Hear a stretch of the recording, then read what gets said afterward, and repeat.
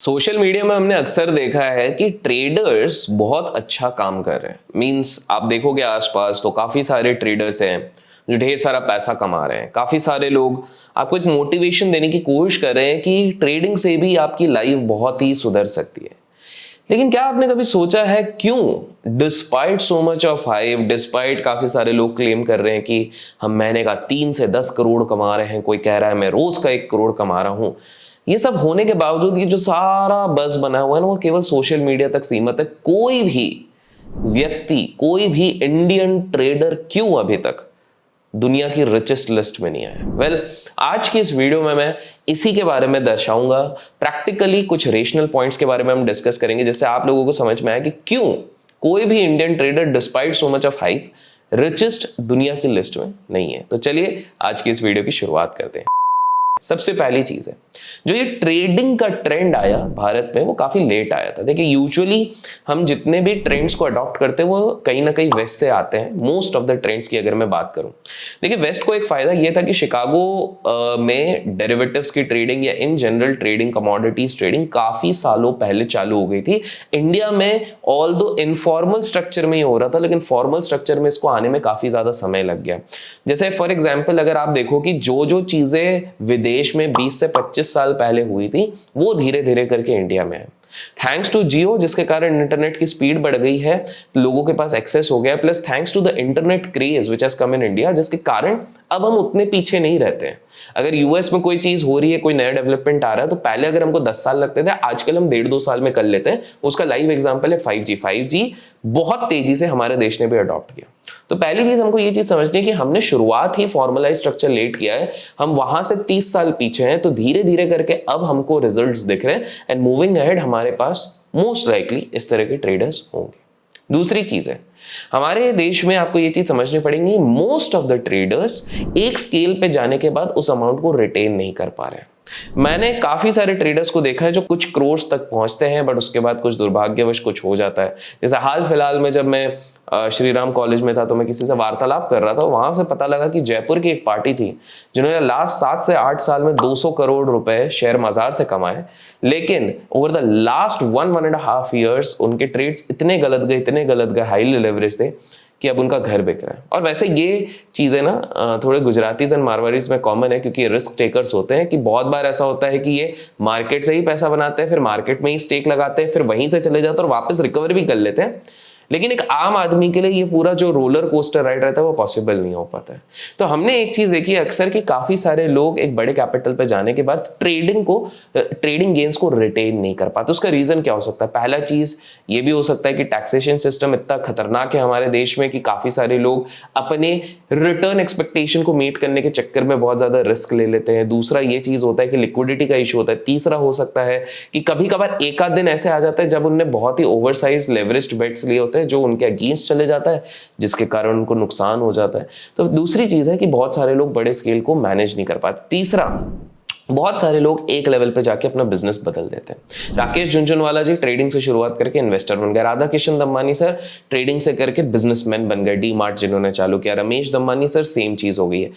आपको एक चीज समझनी पड़ेगी कि हमारे देश में ऐसा इसलिए होता है बिकॉज देश में लिक्विडिटी अभी भी कम है। हम स्टॉक मार्केट की बात करें 3 से 5% की लिक्विडिटी रहती है, जिसके चक्कर में काफी सारे लोग इस चीज को अडॉप्ट नहीं कर पाते और कहीं ना कहीं इसको इवेंचुअली छोड़ देते हैं। तो that is the next reason क्यों नहीं हो पाता। बहुत सारे लोग बिजनेस चेंज कर लेते हैं। इसलिए आपने देखोगे काफी सारे लोग ट्रेडिंग से शुरुआत तो करते हैं, वो रिच बनते हैं, लेकिन वेल्दी बनने के लिए वो इवेंचुअली इन्वेस्टमेंट पे चले जाते हैं। दैट इज अनदर रीजन, क्योंकि उस पे compounding over a larger corpus बड़े फंड के साथ थोड़ा कंपैरेटिवली इजी रहता है। नेक्स्ट, आप अगर विदेश की रिच लिस्ट देखेंगे, स्पेसिफिकली अगर मैं ट्रेडर्स की बात करूं, तो आपको इंडिविजुअल ट्रेडर्स नहीं दिखेंगे, आपको हेज फंड मैनेजर्स दिखेंगे। Jim Simons, Paul Tudor Jones, George Soros, ये सब क्या आते हैं? ये सब इंडिविजुअल ट्रेडर्स नहीं, हेज फंड्स है।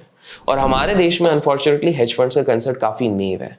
आप कहोगे कि नहीं भैया, काफी सारे लोग हम तो देखते हैं ट्विटर पे, बहुत लोग बोलते हैं हम फंड मैनेज करते हैं, अकाउंट दे दो, ऑल दोस थिंग्स। ये सारे इलीगल तरीके से मैनेज हो रहे हैं दोस्त। आपको एक चीज समझनी पड़ेगी, दुर्भाग्यवश हमारे देश में बिकॉज कोई फॉर्मल स्ट्रक्चर नहीं है, एआईएफ का मेथड होता है, लेकिन एआईएफ में टैक्सेशन इतना ज्यादा लग जाता है कि सामने वाले लुट जाते हैं। By the way hedge funds के ऊपर तगड़ा प्लेलिस्ट अपने चैनल पे जाके चेकआउट कीजिएगा, मजा आ जाएगा। तो टैक्सेशन सिस्टम एआईएफ में फिट नहीं पड़ता। पीएमएस की बात करें तो उसमें सिर्फ कैश कर सकते हैं, ओनली बाय सेल नहीं कर सकते। तो हमारे देश में जो अभी फिलहाल के लिए, हाल फिलहाल में जब हम ये वीडियो रिकॉर्ड कर रहे हैं, जो स्ट्रक्चर बना है वो कंड्यूसिव नहीं है हेज फंड्स के लिए, जिसके चक्कर में हमारे पास ऐसे लोग नहीं है जो हेज फंड्स चलाएं और अल्फा रिटर्न्स बना के दे। अदरवाइज हमारे देश में काफी सारे लखपति, अरबपति, करोड़पति बैठे हुए हैं कि भैया कोई अगर बढ़िया वाला हेज फंड चलाए तो हम दें। यस, कुछ लोग चला रहे हैं, जैसे ट्रू बीकन चला रहे हैं, Nikhil Kamat, which is an alternative investment fund, but because उनका वो बैकग्राउंड था, उनके पास ये एसेट्स थे, उनके पास इतना हेल्प आउट था, तो उनके लिए ईजी था। काफी सारे लोग एआईएफ सेट करने में उनकी हालत टाइट हो जाती है।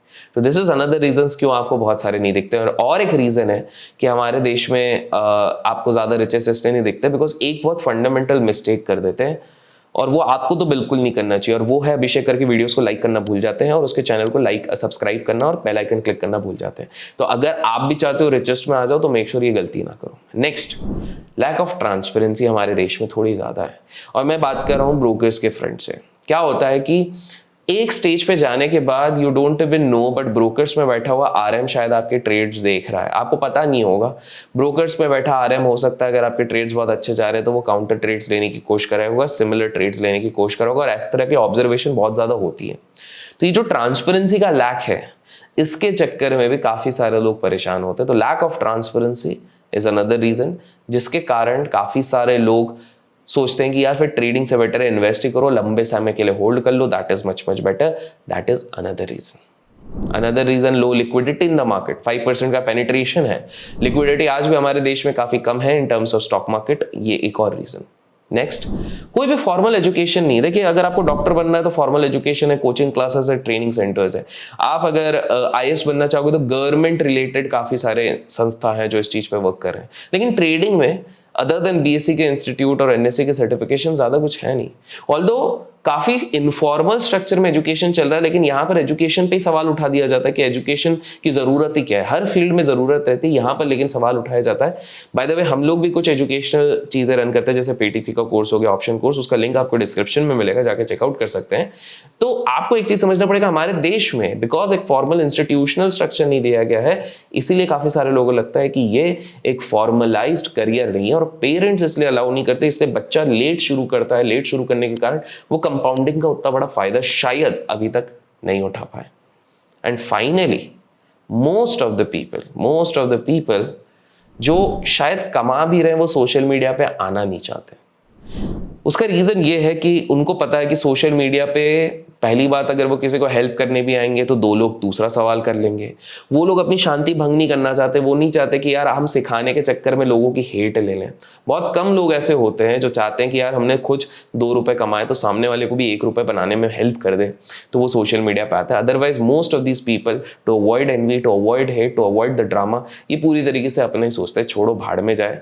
वैसे भी अगर हम एक अच्छा काम करने जाएंगे 2 लोग टांग खींचेंगे, उससे बेटर है शांति से हम बैठे रहे। इसीलिए काफी सारे लोग जो शायद कमाते भी हैं वो सोशल मीडिया पे नहीं आते, अपने प्रिवेसी को रिस्पेक्ट करते हैं। And this my dear friend is the reason why हमारे देश में से कोई भी व्यक्ति रिचेस्ट लिस्ट में नहीं है। क्या आपको लगता है रिचेस्ट लिस्ट में आप आओगे? तो कमेंट्स में जरूर बताएगा। वीडियो पसंद आए तो लाइक और शेयर करना ना भूलें। डिस्क्रिप्शन में आपको पीटीसी कोर्स, ऑप्शंस, या फिर अगर आप चार्ट प्रीमियम ग्रुप का भी हिस्सा बनाना चाहते हैं तो वो सब मिल जाएगा। Till then keep learning, keep growing, keep investing and keep trading.